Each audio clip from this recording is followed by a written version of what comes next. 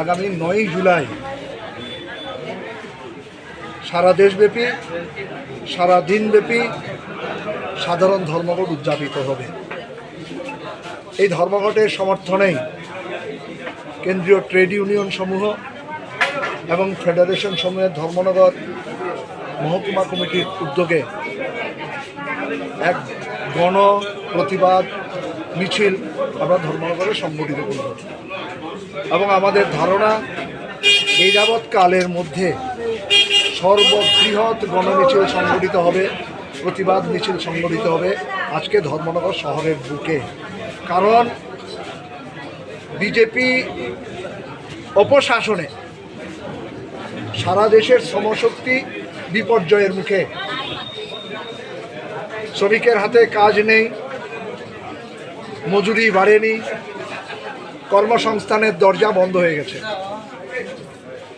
আয়ের উৎসগুলো সংকুচিত হয়ে গেছে,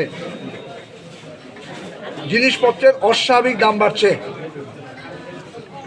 মানুষের নাগালের বাইরে চলে গেছে জিনিসপত্র, ক্রয় ক্ষমতা কমেছে। অপরদিকে আমরা দেখছি বৃহৎ ব্যবসায়ী যারা, কর্পোরেট জগতের যারা অধিপতি, তাদের সম্পদের পাহাড় বাড়ছে, আমাদের উপরে, সাধারণ মানুষের উপরে করের বোঝা চাপানো হচ্ছে আর তাদেরকে করমুক্ত করছে।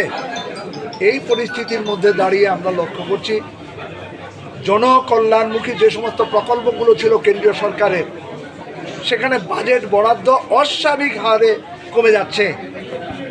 রেগার শ্রম দিবস 200 দিন করার নির্বাচনী প্রতিশ্রুতি ছিল, এখন পর্যন্ত এই অর্থ বছরে একজন শ্রমিক 15-16 দিনের বেশি কাজ পায়নি, তার মধ্যে অর্ধেক শ্রম দিবসের মজুরিও তারা পায়নি।